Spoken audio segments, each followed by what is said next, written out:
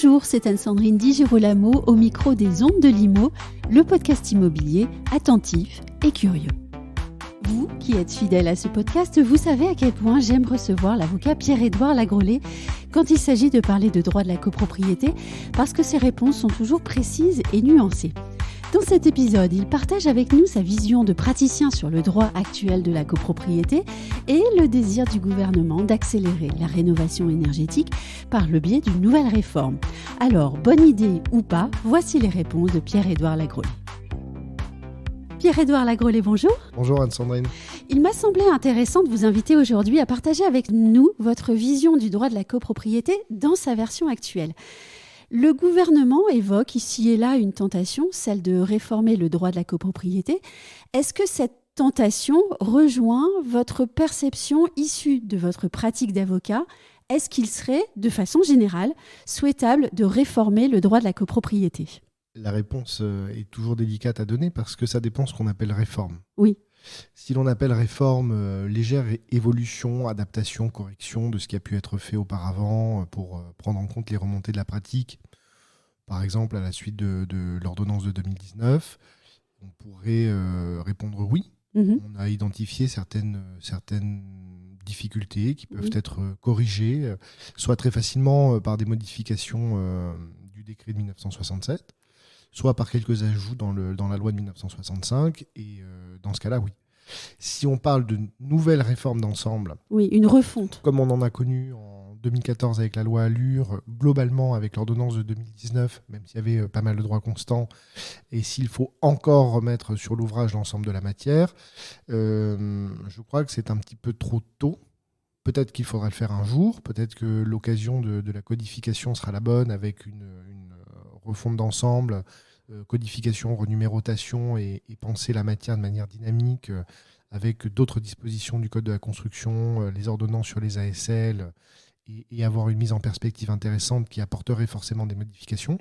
Mais je crois que le temps n'est pas celui-là, parce que les réformes précédentes ne sont pas encore tout à fait entrées, j'allais dire en vigueur, mais non, elles sont en vigueur, mais entrées en pratique. Oui.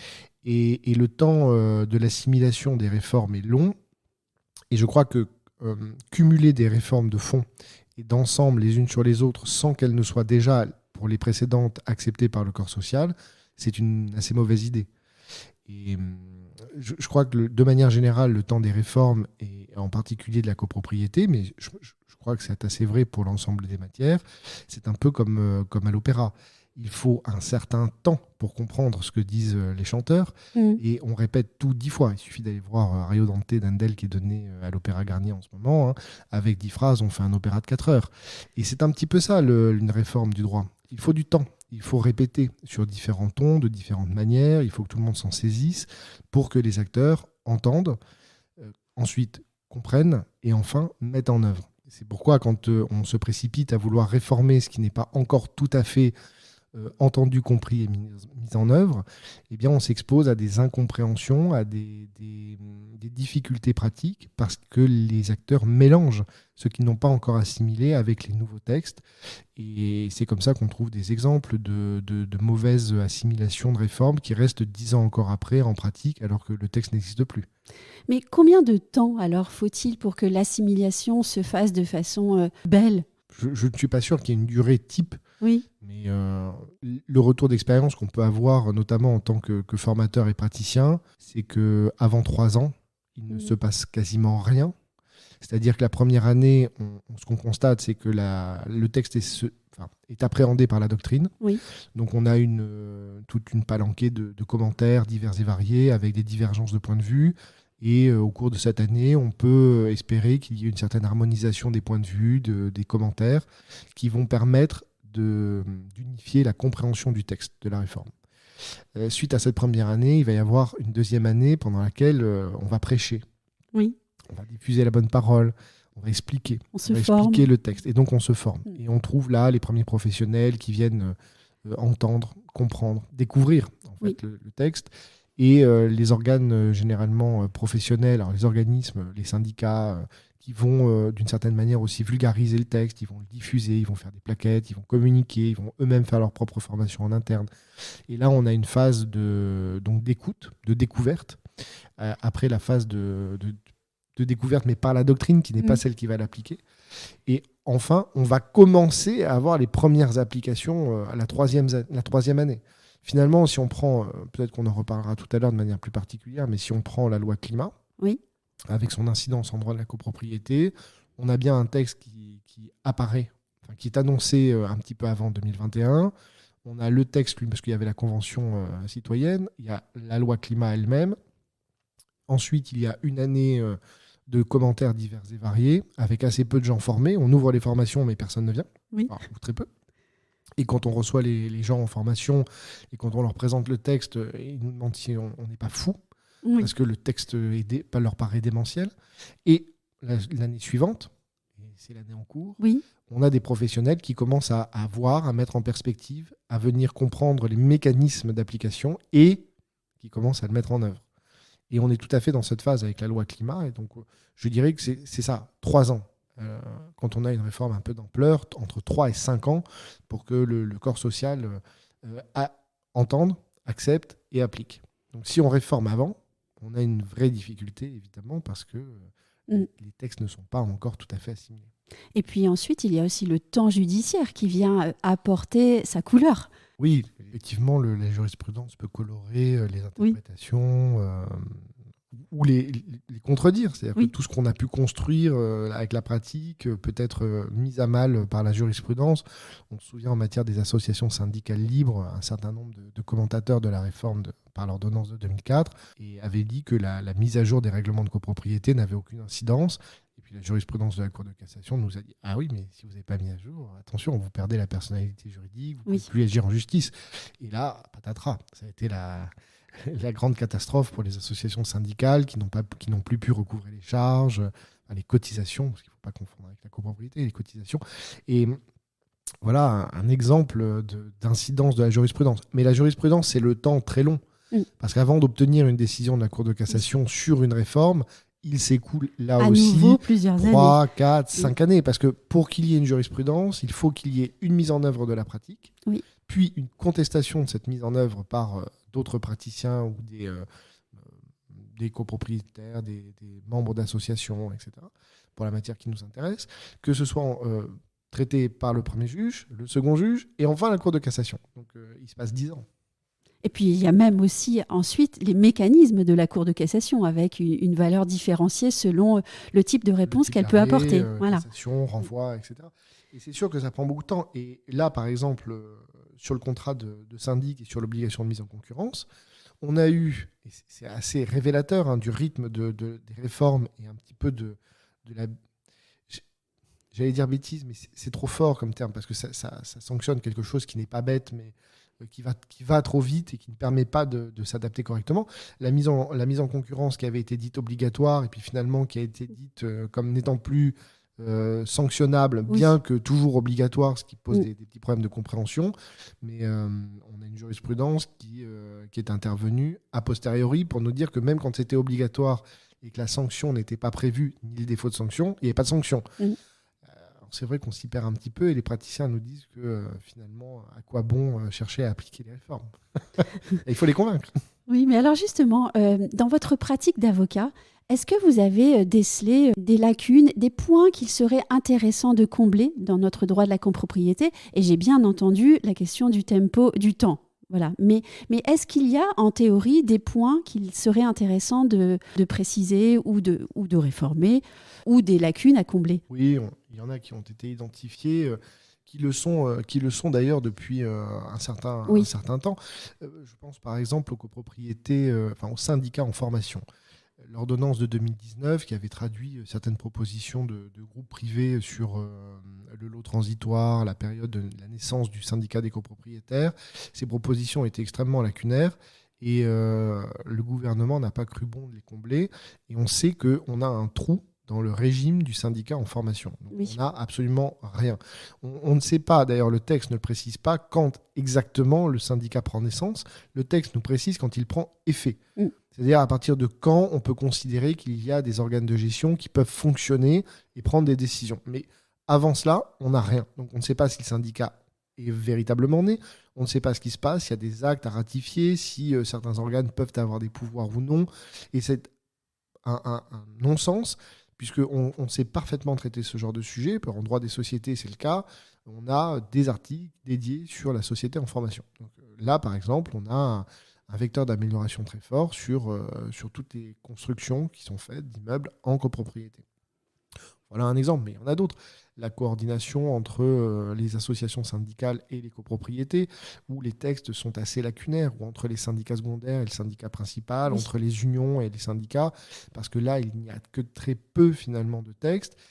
Et je crois qu'il y a quelque chose de vraiment insatisfaisant aujourd'hui et qui pourrait être largement amélioré pour les praticiens qui comprennent de ce fait assez mal les fonctionnements. Mais peut-on leur reprocher, quand les textes sont lacunaires, qu'il y a assez peu de jurisprudence et assez peu de doctrine aussi, il faut le dire.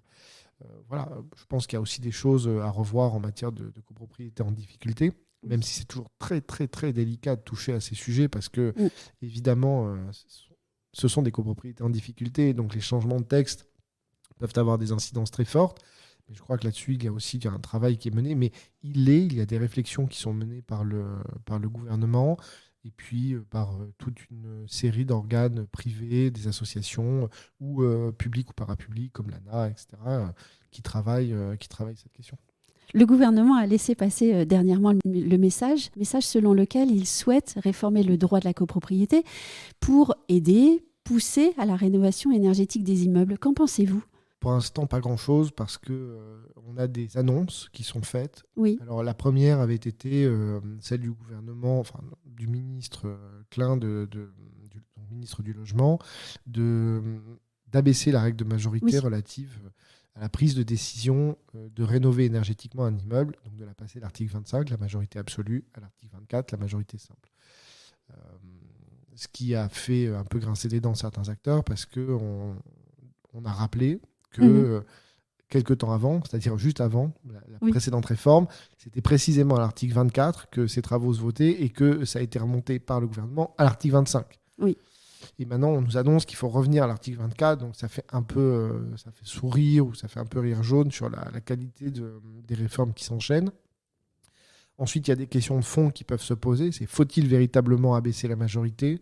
Donc là, on pourrait avoir un dialogue intéressant, mais avec des sociologues, parce qu'on va nous expliquer, et à juste titre, que plus on abaisse la majorité, et moins le fait majoritaire a du sens, et que de ce fait, il y a des minoritaires qui peuvent se sentir captifs de la décision très faiblement majoritaire, souvent pré-construite par un conseil syndical en dehors de l'Assemblée générale. Donc il y a des discussions de cet ordre-là qui ne sont pas juridiques, mais qui sont extrêmement importantes sur l'utilité d'une réforme de ce type-là. Et de manière générale, je crois qu'aujourd'hui, le gouvernement travaille à la question d'améliorer, de faciliter, d'accélérer, surtout, c'est le mot qui revient de manière systématique, la rénovation énergétique des immeubles. Donc le gouvernement a auditionné un certain nombre d'acteurs, on a pu dire ce qu'on pensait des textes, des améliorations possibles, faciles, en matière de décret ou de loi. Ça, c'est un travail de collecte d'informations. Maintenant, dire ce que j'en pense, c'est un peu prématuré, puisqu'on ne sait pas quel est le contenu éventuel de cette réforme. S'il y a réforme, et si ce n'est pas un effet d'annonce, puisque s'il y a réforme, il faut que ça passe devant le Parlement, puisque ce sera du légal, ou qu'il y ait encore une habilitation.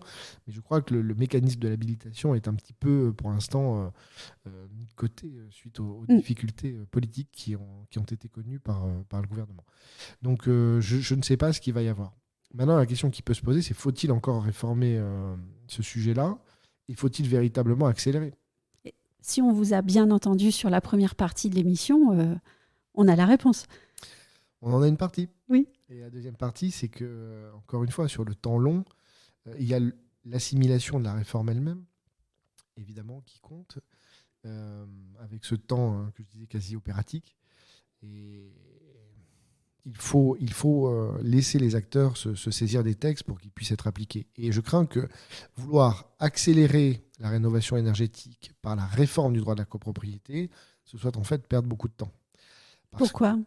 Parce que si l'on réforme tous les mécanismes qui ont été pensés, alors tous ou partie, ça veut dire qu'on va remettre l'ouvrage sur le métier. Mmh. Ça veut dire qu'il va falloir réanalyser les textes, voir les incidences des modifications, réouvrir la période de formation, réouvrir la période d'assimilation et de mise en œuvre. Or, ce que j'ai expliqué au début, c'est que ça prend 3 ans. Donc, réformer alors qu'on est sur le point d'avoir une assimilation de la réforme actuelle, je crois que c'est se promettre de perdre du temps. Ça, c'est une donnée de légistique qui est malheureusement pas toujours prise en compte par le gouvernement ou le législateur. Et puis, faut-il accélérer ? Alors, je m'excuse parce que j'ai répondu à une question qui est quasiment le comment avant de savoir le pourquoi. Il faudrait faire l'inverse, mais faut-il tout simplement accélérer la rénovation énergétique ? Et on pourrait même, pour élever un tout petit peu la discussion, faut-il rénover énergétiquement les immeubles ? Ah là, certains vont c'est un autre débat. Certains vont peut-être se crisper. C'est un autre débat, mais je crois que c'est le débat premier qu'il faut avoir. Oui. Et je ne suis pas sûr qu'on ait parfaitement répondu à la question de manière très claire pour justement engager les acteurs. A-t-on même posé la question au fond ? Et a-t-on même posé la question au fond ? Je n'en suis pas sûr en matière de copropriété pour les immeubles bâtis, donc en copropriété. Je crois que cette question devrait être posée et je crois qu'une réponse très claire et pertinente, donc oui ou non, parce qu'il n'y a pas d'a priori, devrait être donnée pour convaincre. Et aujourd'hui, peut-être que le plus grand écueil de la réforme avec tous ces mécanismes, ce ne sont même pas les difficultés des mécanismes mêmes, parce qu'au fond, qu'il y ait un problème de calendrier, qu'il y ait une règle de majorité qui ne soit pas parfaite, qu'il y ait une modalité de financement qui soit difficile ou autre, ça, on connaît cela à peu près partout. La véritable question qui se pose et la véritable difficulté de conviction que l'on a, enfin, difficulté à convaincre, mais peut-être à se convaincre soi-même, c'est la nécessité de rénover. Et tous les syndics le disent. Quand ils sont face aux copropriétaires, la première chose, c'est faut-il faire ces travaux ? Et il y a 2 points de vue qui s'opposent sur le sujet quand on y réfléchit. C'est que d'abord au niveau national, on a un pourcentage de consommation énergétique évident en matière de bâtiments, mais ça n'est pas le seul secteur qui est concerné. Et les acteurs ont un peu du mal à voir l'intérêt de sectoriser et ils ne voient pas forcément ce qui est fait sur les autres domaines pour comprendre le système d'ensemble. Ça, c'est peut-être une première chose. Ensuite, il y a un certain nombre d'acteurs qui ne comprennent pas pourquoi la France fait tant d'efforts alors que d'autres pays ne le feraient pas, notamment en dehors de l'Union européenne, parce que la France représente un pourcentage relativement faible du niveau d'émissions de gaz à effet de serre et que de ce fait, même en mettant en œuvre tous les efforts dans tous les domaines, y compris le domaine immobilier, le résultat au niveau mondial sera quasiment epsilonesque. Alors, ça pose des questions sur l'utilité. Il faut rappeler que c'est un système qui est pensé déjà au niveau de l'Union. Oui, avec la fameuse directive EPBD. Voilà, au niveau de l'Union, avec une directive qui est en plus en train d'être réformée pour que ses effets soient accentués. Donc sur la question de la réforme, on sait aussi que de toute façon, elle viendra. Puisque si c'est réformé au niveau européen, on va au niveau national transposer la directive qui sera réformée et on aura donc une réforme de nos normes pour adapter au niveau européen. Mais ça, c'est pas tout de suite.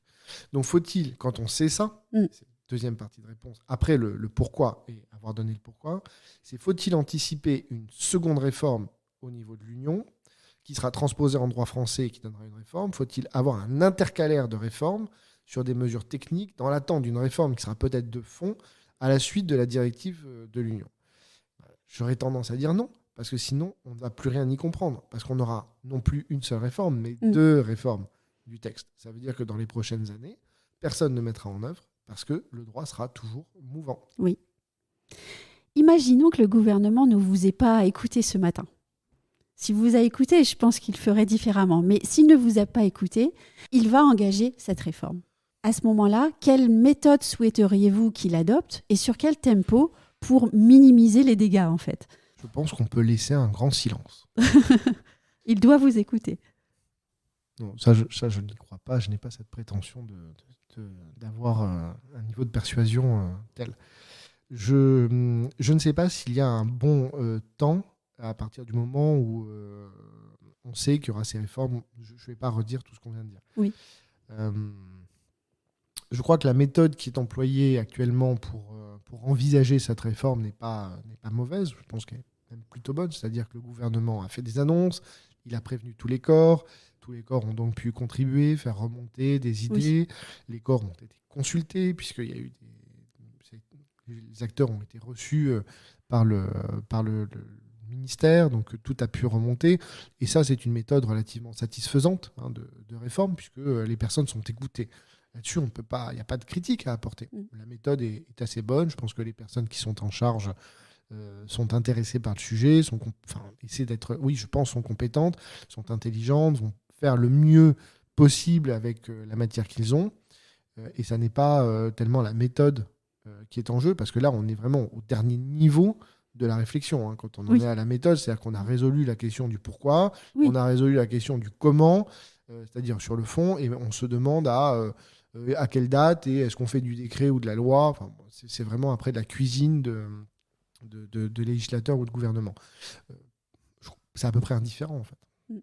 Mais vous avez dit l'essentiel. Le gouvernement écoute les acteurs. Il lit leurs contributions et les accueille, je pense, de façon positive. Oui, je crois que le ministère du Logement est à l'écoute. C'est vraiment inscrit à son mérite. Il est à l'écoute, il s'intéresse à la question. La copropriété n'est pas laissée pour compte. Il y a un vrai regard qui est porté sur la matière.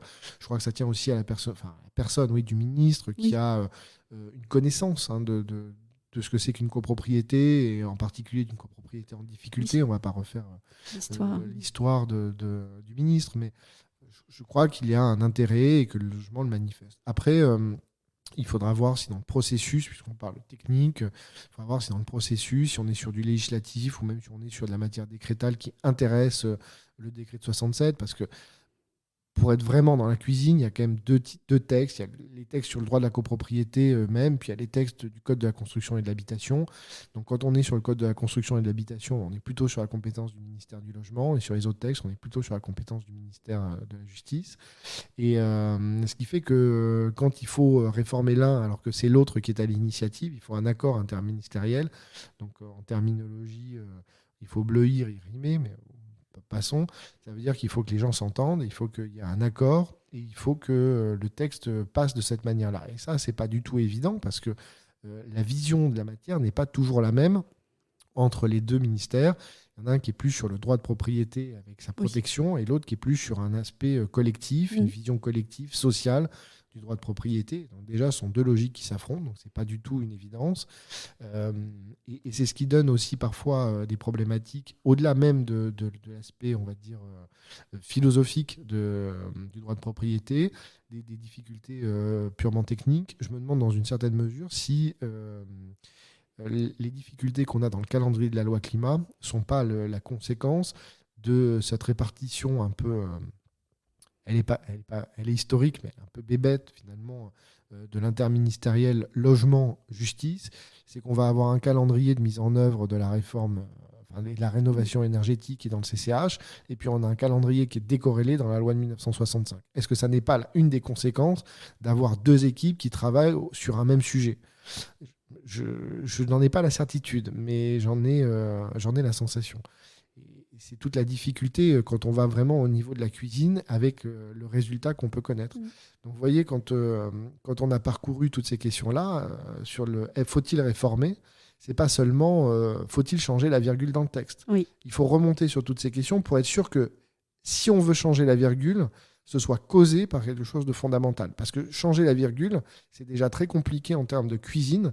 Donc il faut être sûr que ce changement de virgule soit rendu nécessaire par une cause qu'il mérite. Sinon, ce n'est pas la peine d'aller affronter tout ça, d'autant que le résultat est toujours aléatoire, puisqu'il y aura des discussions interministérielles et possiblement des discussions à l'Assemblée. Et quand un texte entre à l'Assemblée, parfois de bonne qualité, on n'est pas sûr qu'il ressorte avec le même degré de qualité à l'adoption du texte. Donc il faut faire très attention à ce processus législatif. Au fond, ne serait-il pas intéressant également de regarder l'évolution du droit de propriété ? Est-ce qu'il n'y a pas eu quelques évolutions sociétales, sociologiques qu'il serait important de questionner à nouveau ? Indéniablement, mais je ne suis pas sûr que ce soit un débat... qui soit dans l'actualité politique. Mais on peut poser la question. On peut poser la question de savoir ce qui reste du droit de propriété. Oui. De manière très, très frontale, de cette manière-là. C'est-à-dire que j'avais commis un article sur la loi climat et je l'avais intitulé La revanche de Duguy. Parce que c'était un auteur bordelais qui avait beaucoup défendu la socialisation du droit de propriété. Et d'ailleurs, ça l'avait fait passer pour un affreux communiste. Face à ses collègues de l'époque qui défendaient un droit de propriété très absolu. Oui. Et il défendait l'idée que le droit de propriété était un droit nécessairement social, qui devait répondre à une utilité collective, dans un esprit peut-être un peu romaniste mais primitif, c'est-à-dire que le bien répond à une utilité sociale et que si on ne l'utilise pas, on en perd la propriété. C'était des lois un peu particulières sur les terrains à cultiver dans la Rome antique. Mais au fond, c'est ça l'idée. Et c'est vrai que quand on regarde l'évolution contemporaine du droit de la propriété, c'est-à-dire post-Seconde Guerre mondiale, pour prendre un autre sujet d'actualité qui est le changement d'usage avec la location BNB, on voit bien qu'on a là une idée très sociale du droit de propriété depuis la Seconde Guerre mondiale. C'est pas une nouveauté, même si ça s'est accentué, en disant qu'on va interdire la destruction du logement parce qu'on est en grande pénurie. Et que de ce fait, on ne va plus autoriser des changements d'usage sans une autorisation préalable, justifiée auprès des pouvoirs publics. Oui, de ce fait-là, on peut se poser la question de savoir ce qu'il reste du droit de propriété, ou plus précisément, ce qu'il reste de l'absolutisme du droit de propriété. C'est-à-dire, est-ce que la conception que l'on avait au XIXe siècle et dans une certaine mesure au XXe siècle est encore aujourd'hui pertinente.